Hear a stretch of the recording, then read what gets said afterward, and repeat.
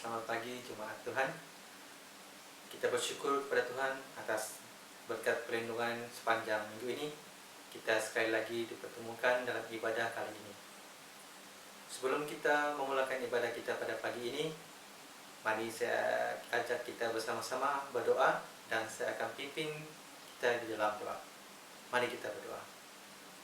Bapa kami di surga, Bapa yang kami agungkan, Bapa, kami ucap syukur Tuhan atas berkat pengajian Engkau sepanjang hari ini, Bapa di surga. Karena Engkau telah memimpin kami Tuhan, sehingga kami dapat bersama-sama Tuhan beribadah sekali lagi Tuhan untuk memuji dan menyembah Engkau, Bapa di surga. Bapa, kiranya puji dan sembah kami ini Tuhan berkenan di mata-Mu dan dapat meninggikan lagi nama-Mu, Bapa di surga. Bapa, sebentar lagi kami ingin memulakan ibadah kami. Biarlah kiranya Roh Kudus-Mu menyertai kami, dan biarlah juga Tuhan setiap pribadi kami Tuhan fokus untuk melayani Engkau pada hari Bapa di surga. Semua ini Tuhan kami bersyukur di dalam nama Tuhan Yesus kami. Amin.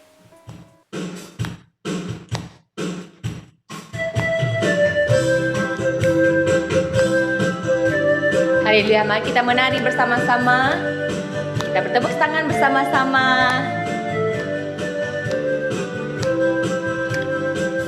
Bagaimana aku harus mengatakannya, perasaan yang ada di hatiku. Oh Tuhanku, tolong aku mengatakannya. Ku kasih di Kau dengan kasih Tuhan. Kasih Kau dengan kasih Tuhan. Ku kasih di Kau. Ku kasih di Kau dengan kasih Tuhan. Ku kasih di Kau dengan kasih Tuhan. Ku lihat di wajah-Mu kemuliaan Bapa. Ku kasih di Kau dengan kasih Tuhan. Sekali lagi, bagaimana? Bagaimana harus aku mengatakannya, perasaan yang ada di hatiku. Oh Tuhanku, tolong aku mengatakannya. Ku kasih di Kau dengan kasih Tuhan. Ku kasih di Kau dengan kasih Tuhan. Ku kasih di Kau dengan kasih Tuhan. Ku lihat di wajah-Mu kemuliaan Bapa. Ku kasih di Kau dengan kasih Tuhan. Sekali lagi katakan, ku kasih di Kau.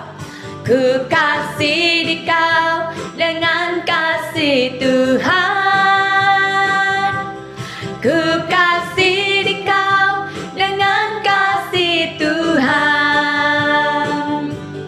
Ku lihat di wajah-Mu kemuliaan Bapa. Ku kasih di Kau dengan kasih Tuhan. Ku kasih di Kau. Ku kasih di Kau dengan kasih Tuhan. Ku kasih di Kau dengan kasih Tuhan. Ku kasih di Kau dengan kasih Tuhan. Bagi sorak-sorai buat Tuhan. Haleluya. Mari kita mempersiapkan hati kita pada saat ini. Kita mau mengatakan kepada Tuhan bahwa ada satu hal yang kita rindukan pada saat ini, yaitu kita ingin berdiam di rumah Tuhan untuk menikmati baiknya Tuhan. Haleluya ya Yesus. Saat ini kami datang kepadamu Tuhan. Kami membawa hati kami. Kami merendahkan diri kami di hadapan-Mu Yesus. Haleluya. Satu hal yang ku rindu, berdiam berdiam di dalam rumahmu. Satu hal yang ku pinta, menikmati bait-Mu Tuhan. Sekali lagi katakan, satu hal yang ku rindu, berdiam di rumah-Mu, berdiam di dalam rumah-Mu. Satu hal yang ku pinta, menikmati bait-Mu Tuhan.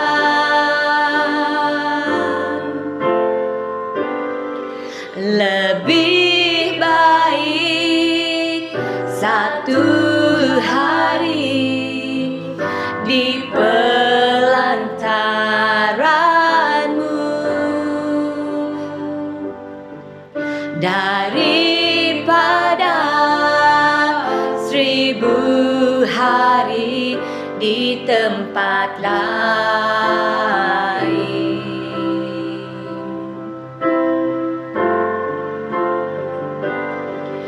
Memuji-Mu, menyembah-Mu, Kau Allah yang hidup,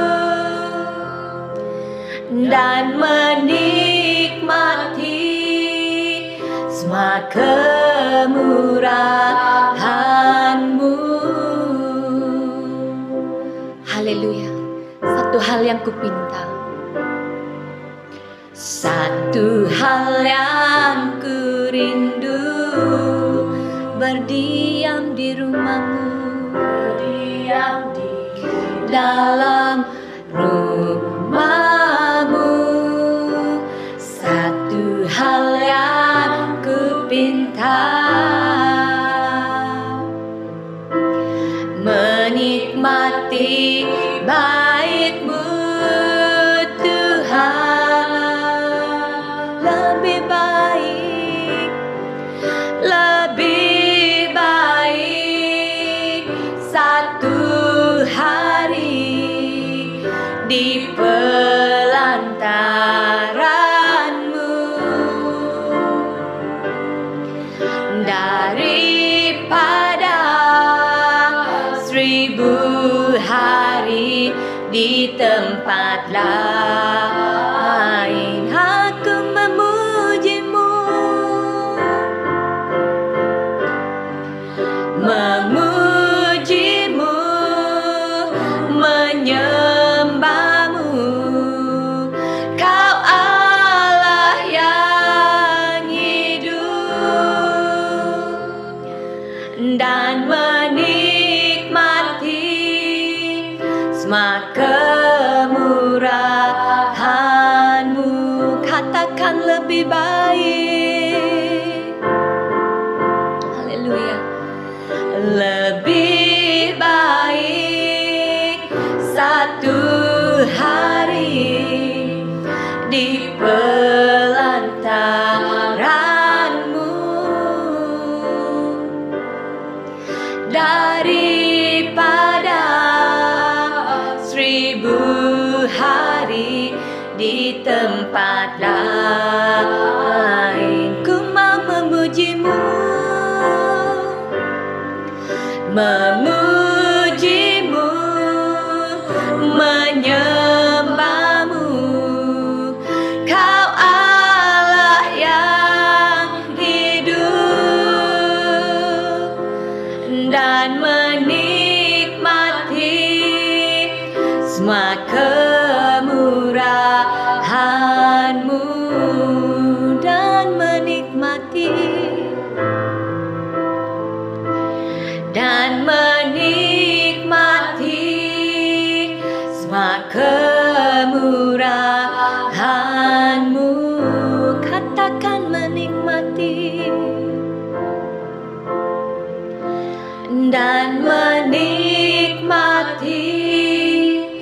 semua kemurahan-Mu. Haleluya. Terima kasih Tuhan. Kami mau diam Yesus, diam di rumah-Mu Bapa. Itu kerinduan kami. Oh, haleluya. Terima kasih Tuhan. Terima kasih Yesus atas kebaikan-Mu Tuhan. Terima kasih Tuhan. Haleluya. Haleluya.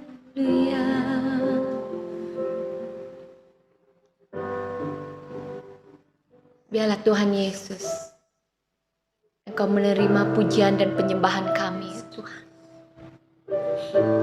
Dan biarlah pujian penyembahan kami berbau harum di hadapan-Mu ya Bapa, dan menyenangkan hati-Mu ya Yesus. Terima kasih Tuhan. Haleluya. Kami sudah memuji dan menyembah-Mu. Amin. Haleluya Yesus, haleluya. Pujian penyembahan yang sebentar kami naikkan tadi mengatakan bahwa lebih baik satu hari di pelataran-Mu daripada 1000 hari di tempat lain. Bapa, biarlah akhirnya kami benar-benar mengerti tentang seni kata lagu ini, supaya kami benar-benar mengetahui keberadaan kami di dalam rumah-Mu adalah merindukan hadirat-Mu. Bapa, biarlah akhirnya kami benar-benar rindu berada di pelataran-Mu, supaya kami mengalami Engkau, dikuasai oleh-Mu, dan hidup dalam jalan dan kebenaran-Mu. Bapa, biarlah setiap pribadi dan seluruh jemaat Tuhan akan benar-benar dikuasai oleh Roh Tuhan, supaya kami mengerti siapa kami di hadapan Tuhan, untuk apa kami berada di muka bumi ini, dan tujuan Tuhan dilaksanakan dalam kehidupan kami menjadi berkat bagi banyak orang. Terima kasih, sebentar firman Tuhan akan disampaikan. Roh Kudus-Mu berbicara dalam kehidupan setiap pribadi kami, supaya kebenaran firman Tuhan itu mengambil tempat dalam hidup kami, dan kami akan bertumbuh lebih kuat untuk menyerupai Kristus dan benar-benar mengetahui fungsi kami sebagai orang percaya. Terima kasih Bapa, dalam nama Tuhan Yesus Kristus hamba-Mu sudah berdoa. Amin. Saudaraku, mari kita membuka di dalam Efesus pasal 3 ayat 14 hingga ayat 21. Efesus pasal 3 ayat 14 hingga 21 berkata demikian. Itulah sebabnya aku, kata Rasul Paulus, sujud kepada Bapa, yang daripadanya semua turunan yang di dalam surga dan di atas bumi menerima namanya. Aku berdoa supaya Ia menurut kekayaan kemuliaannya menguatkan dan meneguhkan kamu oleh Roh-Nya di dalam batinmu, sehingga oleh imanmu Kristus diam di dalam hatimu, dan kamu berakar serta berdasar di dalam kasih. Aku berdoa supaya kamu bersama-sama dengan segala orang kudus dapat memahami betapa lebarnya dan panjangnya dan tingginya dan dalamnya kasih Kristus, dan dapat mengenal kasih itu sekalipun ia melampaui segala pengetahuan. Aku berdoa supaya kamu dipenuhi di dalam seluruh kepenuhan Allah. Bagi Dialah yang dapat melakukan jauh lebih banyak daripada yang kita doakan atau fikirkan, seperti yang ternyata dari kuasa yang bekerja di dalam kita. Bagi Dialah kemuliaan di dalam jemaat dan di dalam Kristus Yesus turun-temurun sampai selama-lamanya. Amin. Saudaraku, ini dari bagian firman Tuhan ini saya akan membawa kita dengan satu tema, yaitu orang-orang yang ada di dalam gereja kita.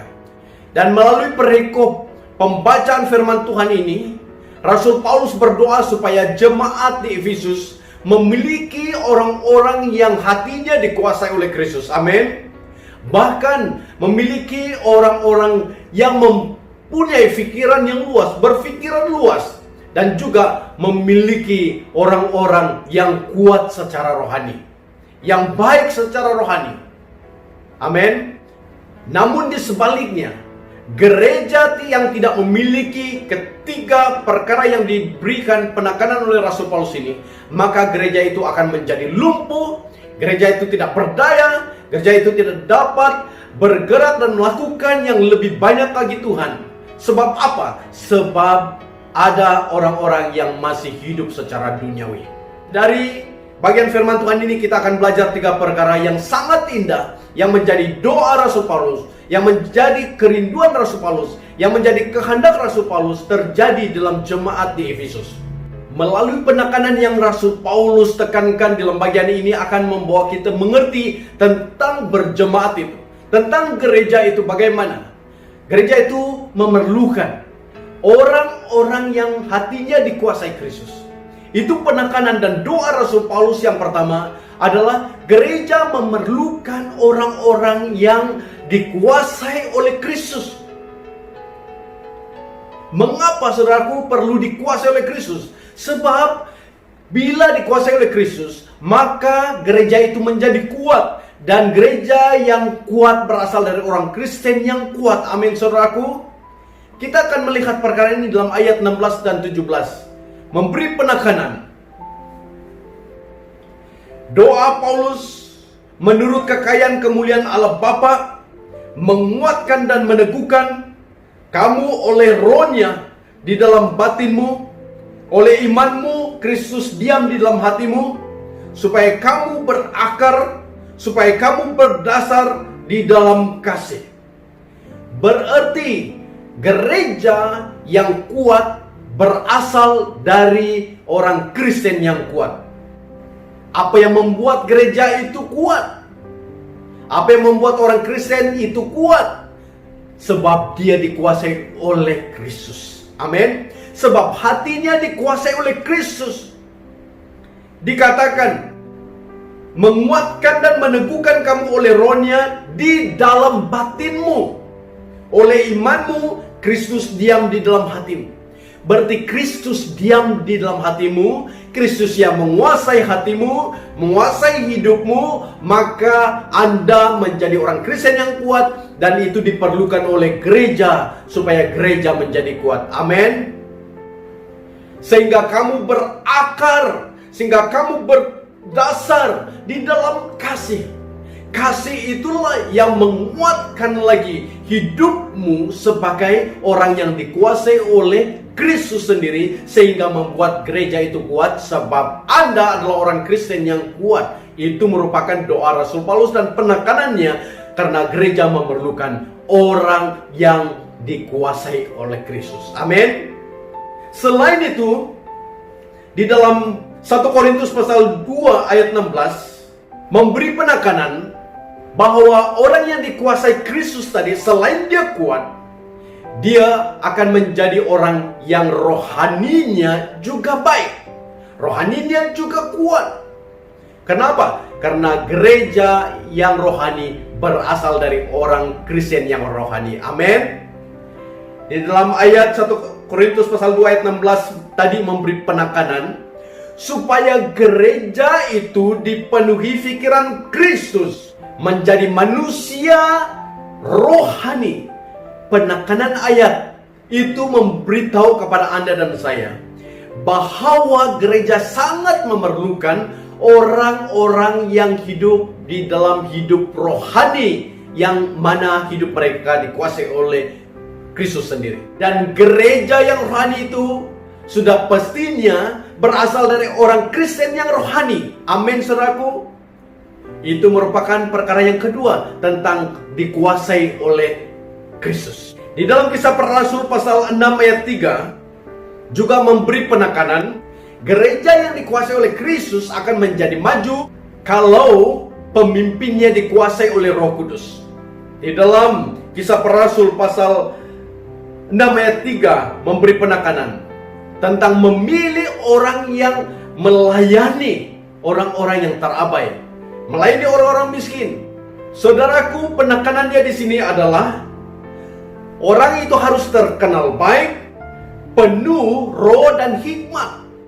Itu menunjukkan para pemimpin yang dilantik itu harus dikuasai Roh Kudus supaya gereja itu maju. Gereja maju kalau pemimpinnya dikuasai oleh Roh Kudus. Saudaraku, ini memberi penekanan tentang dikuasai oleh Roh Tuhan, dikuasai oleh Kristus. Berarti gereja sangat memerlukan orang-orang yang hatinya dikuasai oleh Kristus sendiri, supaya orang itu menjadi orang yang kuat secara rohani, sebab gereja berasal dari orang-orang Kristen yang kuat. Selain itu, dikuasai oleh Kristus adalah orang yang rohaninya baik, sebab gereja memerlukan orang-orang yang rohani dan berasal dari orang Kristen yang rohani, terkenal baik, yang penuh roh dan hikmat. Ini diperlukan oleh gereja.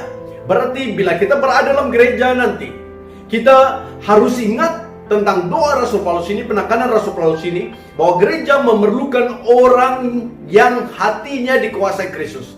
Biarlah kiranya hatimu dikuasai oleh Kristus sepanjang masa. Itu merupakan suatu perkara yang sangat menentukan bahwa gereja ini akan maju ke hadapan. Yaitu bila setiap anggota tubuh Kristus, setiap orang percaya itu benar-benar dikuasai oleh Kristus sendiri, sehingga gereja itu menjadi kuat, sehingga gereja itu menjadi rohani, sebab pemimpin-pemimpin dan jemaatnya dikuasai oleh Roh Tuhan. Amin, saudaraku. Yang kedua, gereja memerlukan orang-orang yang berpikiran luas, saudaraku. Firman Tuhan menyatakan di dalam Yakobus pasal 4 ayat 2, memberitahu kepada kita bahwa pertengkaran dan perselisihan berlaku dalam gereja sebab berpikiran sempit. Dikatakan dalam ayat ini, dia memberitahu orang yang mengingini sesuatu tetapi tidak mencapai dan tidak mendapatkannya, sehingga dia berusaha untuk membunuh, iri hati, sehingga bertengkar, berkelahi, dan semuanya karena dia tidak mendapat apa yang dia mau, karena dia tidak berdoa, kata firman Tuhan. Berarti orang yang mempunyai pikiran yang sempit akan selalu membawa pertengkaran dan perselisihan di dalam gereja. Itu sebabnya Paulus sangat memberi penekanan supaya benar-benar orang percaya memiliki pikiran yang luas, berpikiran secara luas, bukan pikiran yang sempit. Kenapa? Karena bila memiliki pikiran yang sempit, di dalam bagian firman Tuhan tadi mengatakan, kita mengingini sesuatu sehingga kita tidak memperolehnya, maka kita mau membunuh, mematikan orang. Kita juga memberi ruang kepada iri hati, sehingga kita bertengkar dan berkelahi. Dan lebih dasar dari perkara itu, karena kita tidak berdoa untuk sesuatu yang kita mau, kata firman Tuhan dalam Yakobus pasal 4 ayat 2 ini. Oleh itu, tidak ada ruang untuk kita berada dalam gereja sekiranya ada lagi perselisihan dan pertengkaran iri hati. Karena gereja tidak akan maju kalau tidak berpikiran luas. Mengapa, saudaraku? Karena gereja boleh maju bila dipimpin oleh orang Kristen yang berpikiran luas. Dalam Efesus pasal 3 ayat 18 dan 19 memberi penekanan tentang perkara ini. Aku berdoa supaya kamu bersama-sama dengan segala orang kudus dapat memahami betapa lebarnya dan panjangnya dan tingginya dan dalamnya kasih Kristus, dan dapat mengenal kasih itu sekalipun ia melampaui segala pengetahuan. Aku berdoa supaya kamu dipenuhi di dalam seluruh kepenuhan Allah. Saudaraku, sekali lagi penekanannya adalah gereja akan maju kalau dipimpin oleh orang-orang Kristen yang berpikiran lebih luas. Bukan pikiran negatif, pikiran sempit. Sebab pikiran sempit tadi dikatakan di dalam Yakobus itu, mengingini tetapi tidak mendapat, dia berusaha untuk membunuh. Dia menanamkan iri hati, sehingga membuat iri hati itu memunculkan pertengkaran dan perkelahian. Dan disebabkan tidak berdoa, itu kata firman Tuhan. Tapi kita sangat tahu tentang doa Rasul Paulus ini. Dia tahu bahwa gereja memerlukan orang yang berpikiran luas, seperti mana dalam ayat 18 dan 19 dalam Efesus pasal 3 ini, dia memberitahu bahwa orang-orang kudus mereka bersama-sama memahami betapa dalam, lebar, panjang, dan dalamnya, luasnya kasih Tuhan itu. Kepenuhan Allah menguasai seluruh kehidupan kita. Berarti Anda tidak ada ruang untuk meletakkan pertengkaran, perselisihan, iri hati, mau membunuh, mau berkelahi dan sebagainya. Tidak diizinkan dalam minda, dalam pikiran, sebab kita menjadi orang kudus di hadapan Tuhan, dikuduskan oleh Tuhan, dan kita mengetahui betapa dalam, lebar, panjang, luasnya, dan tingginya kasih Tuhan itu. Berarti bila kita melihat betapa dalam, betapa lebar, betapa luas, betapa panjang dan tingginya kasih Tuhan itu, maka Anda mempunyai pikiran yang lebih luas lagi. Pikiran seperti pikiran Kristus. Mengapa? Karena Kristus benar-benar mengasihi setiap orang. Tidak kira orang itu berdosa ataupun orang itu benar. Allah melalui Yesus Kristus benar-benar menunjukkan kasih-Nya. Dan Yesus tidak menghakimi dan mengadili dan tidak menyalahkan kita, tetapi Dia benar-benar mau merangkul kita dalam kasih-Nya. Itulah kasih Kristus yang begitu dalam, begitu luas, begitu lebar, begitu tinggi, dan begitu panjang, kata firman Tuhan. Berarti mempunyai pikiran yang luas. Berpikiran luas akan memajukan gereja itu. Di dalam berpikiran luas ini, dalam Hosea pasal 4 ayat 6 memberi penekanan, umat Tuhan binasa kalau tidak ada visi. Ini merupakan perkara yang mana Allah berbicara kepada Hosea, dan Hosea memberitahu kepada umatnya bahwa umat Tuhan binasa kalau tidak ada visi. Berpikiran luas harus memiliki visi yang jelas supaya kita tahu kemana arah. Dan tetapi misi yang paling penting dalam Hosea ini adalah tidak menolak pengenalan akan Allah dan tidak melupakan pengajaran Allah. Mengapa diberi penekanan kepada umat Tuhan dalam Hosea ini? Karena mereka menolak pengenalan akan Allah itu, sehingga Allah menolak mereka menjadi imam-imamnya. Dan juga mereka melupakan pengajaran Allah, sehingga Allah melupakan anak-anak mereka. Berarti bila Anda dan saya memiliki visi yang jelas, yaitu mengenali Kristus, mengenali ajarannya, dan membiarkan Kristus ada dalam kehidupan kita, sehingga kita mempunyai pikiran seperti Kristus, maka Anda dan saya akan benar-benar dinyatakan orang yang berpikiran luas. Karena memiliki pikiran Kristus, kasih-Nya yang begitu dalam, begitu lebar, begitu panjang, begitu tinggi, dan tidak terukur. Anda memiliki visi, yaitu agar setiap pribadi mengenal Kristus, mengenal Allah, dan tidak melupakan ajaran-ajarannya. Itulah visi yang jelas.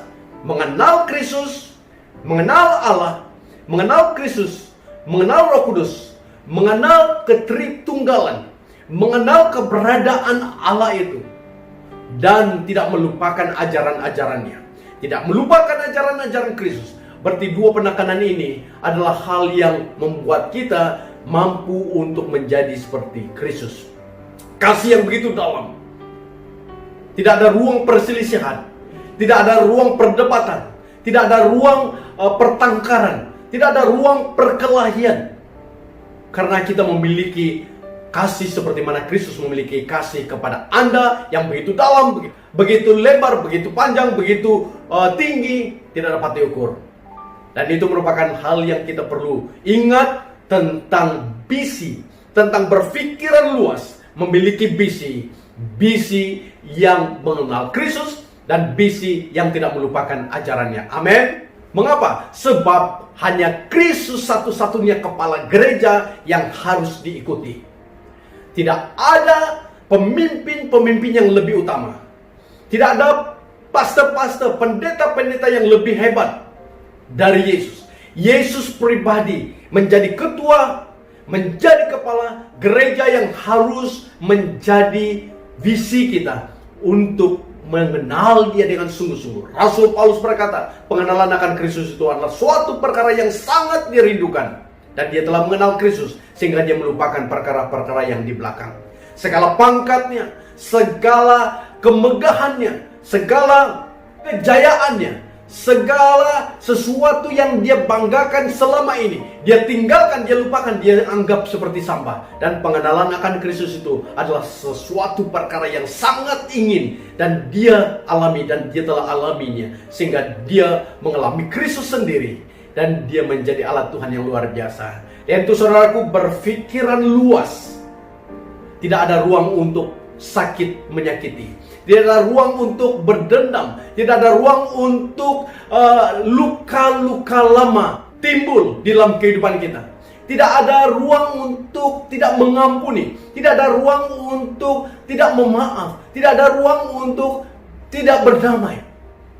Karena Kristus benar-benar ingin supaya gereja itu benar-benar memiliki visi pengenalan akan Kristus dan tidak melupakan ajaran Kristus. Dan hal ini harus terjadi dalam gereja. Kalau kita mau bergereja, Tuhan mau Anda berpikiran lebih luas, untuk benar-benar dipakai Tuhan sebagai alatnya untuk membawa perdamaian, membawa kedamaian, membawa kerukunan, dan membawa suasana surgawi ada dalam gereja kita. Amin.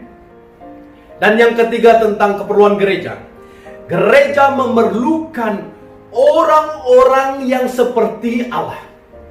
Wah, mungkin saudara berpikir terkejut bila saya sebut menjadi seperti Allah. Di dalam ayat 19 Efesus pasal 3 memberi penekanan tentang apa yang saya sebut. Dalam ayat 19 berkata,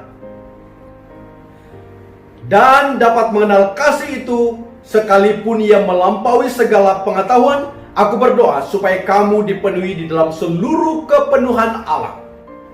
Doa Rasul Paulus supaya jemaat Efesus memiliki karakter Allah, dipenuhi di dalam seluruh kepenuhan Allah, kata Rasul Paulus di sini. Berarti dalam penekanan ini adalah dipenuhi dalam seluruh kepenuhan Allah, sehingga Anda memiliki karakter Allah. Apakah karakter Allah?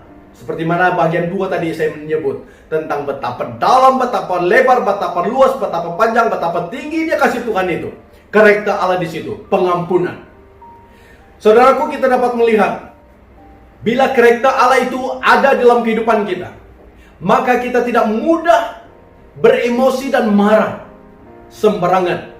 Karena saya melihat dalam suatu perdebatan agama di Indonesia, di mana perdebatan itu berbicara tentang Allah Bapa, tentang Yesus, tentang Roh Kudus. Dan orang yang convert dari agama lain masuk ke agama Kristen itu, dia sebagai pembicara yang berdebat dengan satu pembicara dari agama seberang.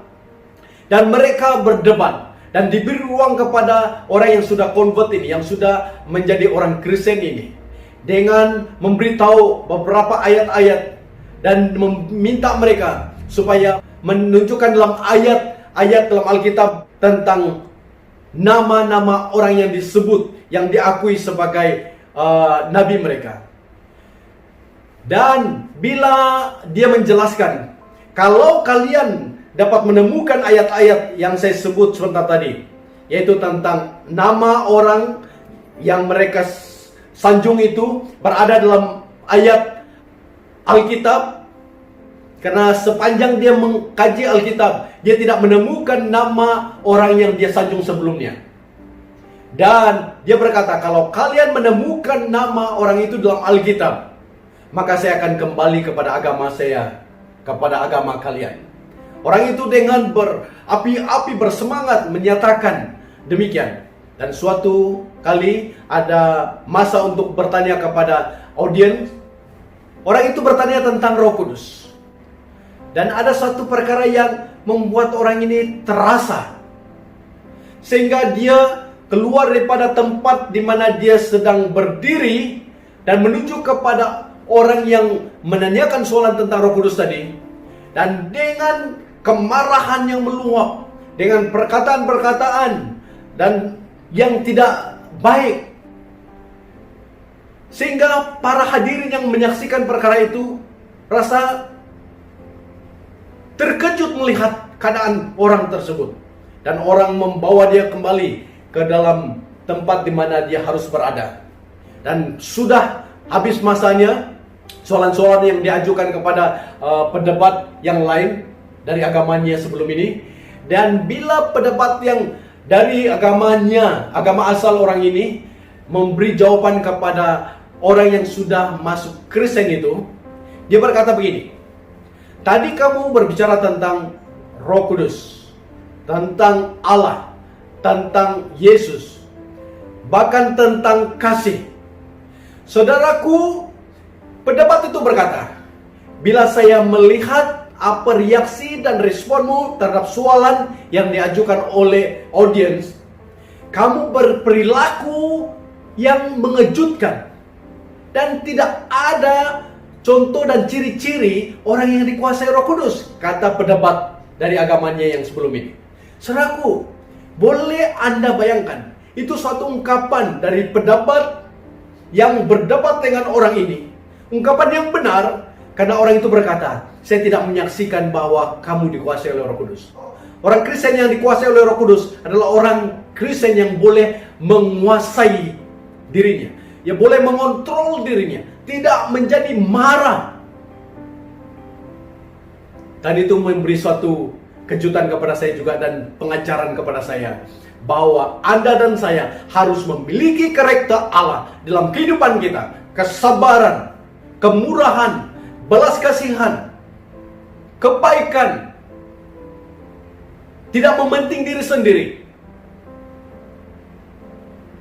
mengampuni, berdamai. Dan hal itu adalah suatu perkara yang kita dapat lihat buah-buah Roh Kudus yang ada dalam kehidupan setiap orang Kristen. Amin. Dan kita tidak perlu mencontohi cerita yang saya sebut sebentar tadi. Tetapi sedihnya, banyak orang Kristen yang mengaku Kristen tetapi tidak memiliki karakter Kristus, tidak memiliki karakter Allah, tidak memiliki sikap-sikap orang Kristen. Dan hal itu akan menjadi penghambat orang lain untuk mengenal Yesus sebagai Tuhan dan Juru Selamat yang sangat mau agar setiap orang percaya kepadanya.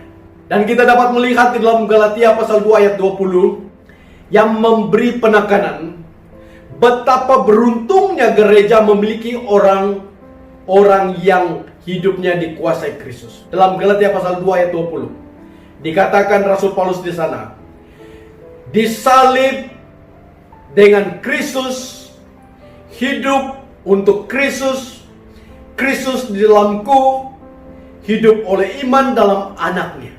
Penekanan Rasul Paulus di dalam bagian firman Tuhan ini adalah hidupnya yang lama itu disalib dengan Kristus, yaitu dalam arti kata mematikan hidup lama. Hidup lama tidak berkuasa lagi dalam kehidupan Rasul Paulus, bahkan dalam jemaat. Karena kita disalibkan dengan Kristus, berarti kehidupan lama kita disalibkan dengan Kristus, dimatikan, dan tidak lagi mengambil tempat dalam kehidupan kita. Sehingga apa? Akibat daripada kematian daripada hidup lama itu, dan bila Kristus bangkit, maka kita hidup di dalam Kristus dan Kristus di dalam kita. Amin, saudaraku. Yang berarti pelayanan kita harus benar-benar Kristus ada dalam kehidupan kita, dikuasai oleh Kristus. Hidup kita dalam Kristus, Kristus hidup dalam kita. Itu menyatakan keintiman, keakraban kita sebagai orang yang percaya kepada Tuhan. Kita sangat rindu berada di pelataran Tuhan satu hari, kata lagu tadi, lebih daripada 1000 hari di luar sana.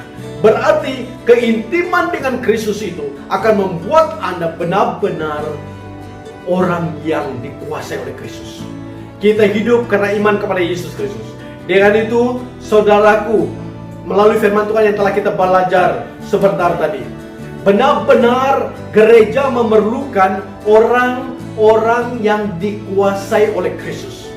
Yang kedua, gereja memerlukan orang-orang yang berpikiran luas, Dan yang ketiga, gereja memerlukan orang-orang yang memiliki sifat Kristus, yang memiliki karakter Kristus.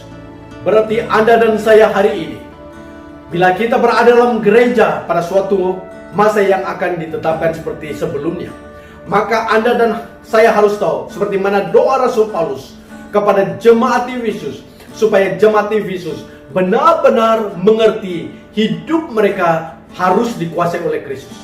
Gereja harus dikuasai oleh Kristus. Kristus harus ada dalam kehidupan setiap pribadi-pribadi orang yang percaya kepada Kristus. Dan bila ini terjadi, maka gereja itu akan menjadi kuat, sebab gereja yang kuat berasal dari orang-orang Kristen yang kuat. Amin, saudaraku. Dan juga gereja yang dikuasai oleh Kristus itu menjadi maju, sebab pemimpin-pemimpin dan juga jemaatnya dikuasai oleh Roh Kudus.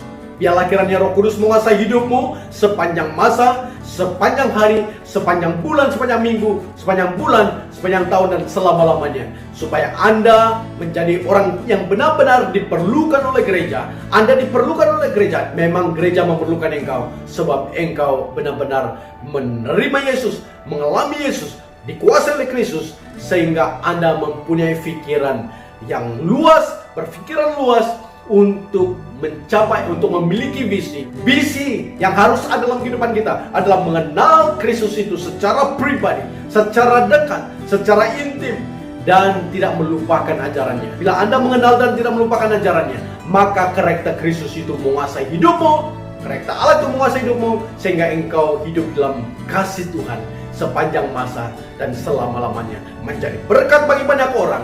Dan itu Rasul Paulus benar-benar ingin jemaat di Efesus mengalami Kristus dan hidup dalam Kristus dan mengalami karakter Kristus dan hidup dalam kemajuan gereja yang maju, gereja yang benar-benar bergerak dalam rancangan Tuhan. Dan hari ini juga perkara yang sama.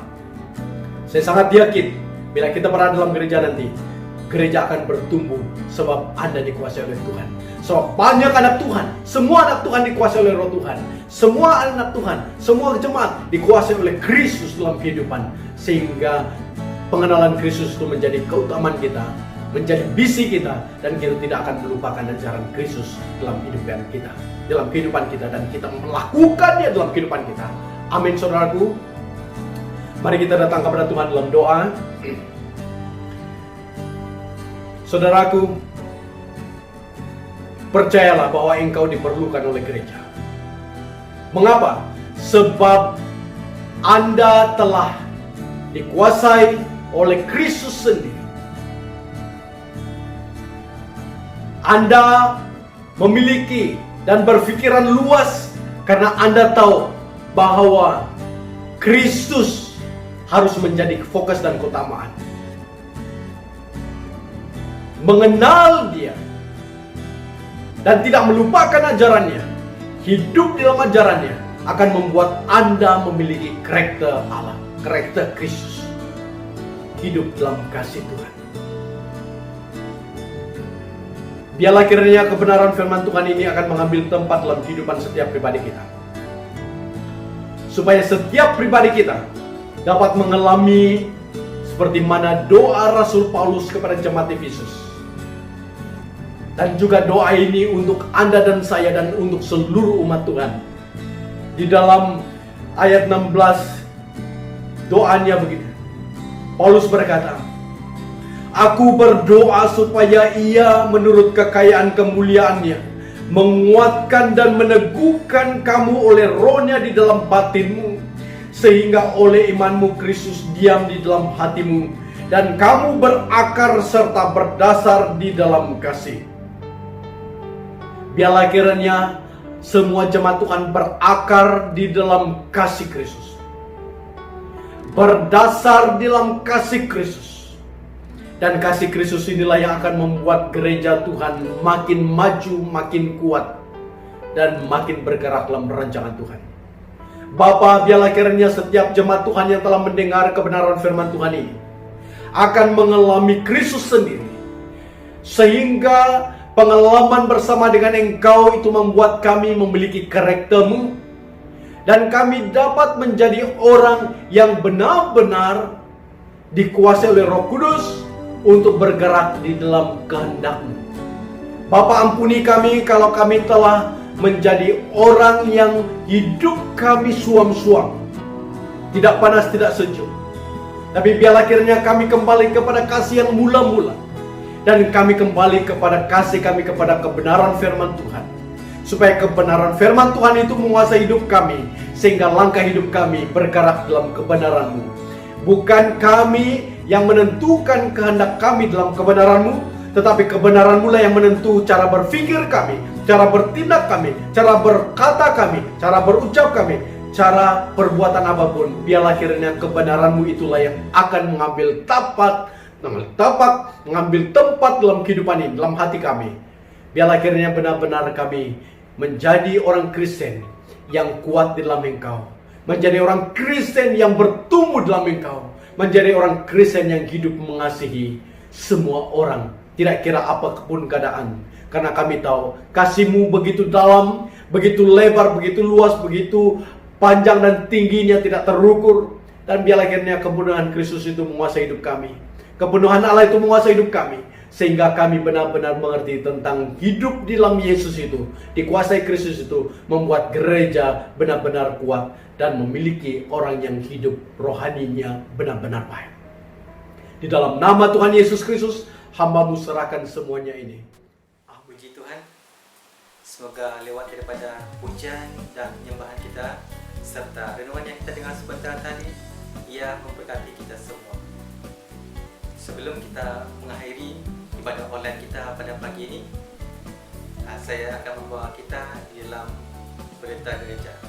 Yang pertama, untuk makluman semua, ibadah secara online akan diteruskan sehingga tariknya akan diberitahu kemudian.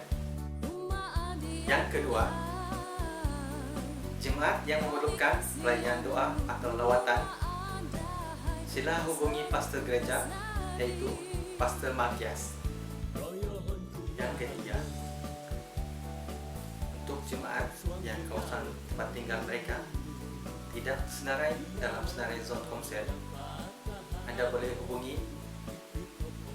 Ketua Pelayanan Komsel, yaitu Deacon Gabriel. Untuk makluman juga, komsel tidak akan dijalankan sepanjang di KPPP.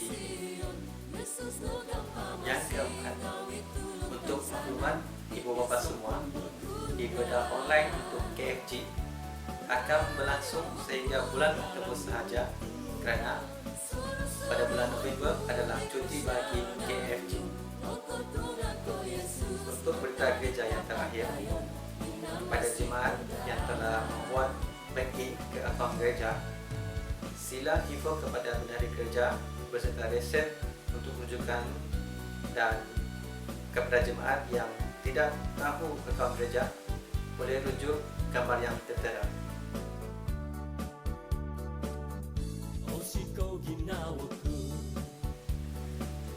Begitulah berita sidang yang kita dengar sebentar tadi.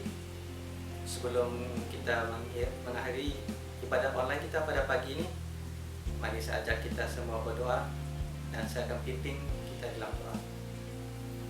Bapa kami di surga, kami ucap syukur Tuhan atas berkat yang Engkau telah berikan kepada kami. Kami mengucap syukur Tuhan atas firman yang kami telah dengar sebentar Tuhan. Bapa, kami pohon biarlah Engkau pimpin kami Tuhan, supaya segala apa yang kami dengar kami boleh praktikkan dalam kehidupan kami Bapa di surga. Bapa, kami ingin menyerahkan hidup kami kepada Engkau. Biarlah Engkau sertai kami Tuhan sepanjang minggu ini dan minggu-minggu yang seterusnya Bapa, supaya kami boleh bersama-sama lagi beribadah dan memuliakan nama-Mu Bapa di surga. Bapa, kami ingin serahkan setiap daripada kami, daripada yang kecil hingga yang kebesar Bapa. Kami pohon biarlah kuasa Roh Kudus-Mu tetap menyertai kami Tuhan, dan Engkau lindungi kami Tuhan daripada sakit penyakit yang akan mendatang Bapa di surga. Bapa, inilah kami anak-anak-Mu Tuhan. Kami pohon berkat perlindungan daripada Engkau, dan jauhi kami daripada kuasa-kuasa kegelapan Bapa di surga. Terima kasih Tuhan, terima kasih Tuhan. Kami ingin mengakhiri ibadah online kami pada ini di dalam nama Tuhan dan Juru Selamat kami. Amin.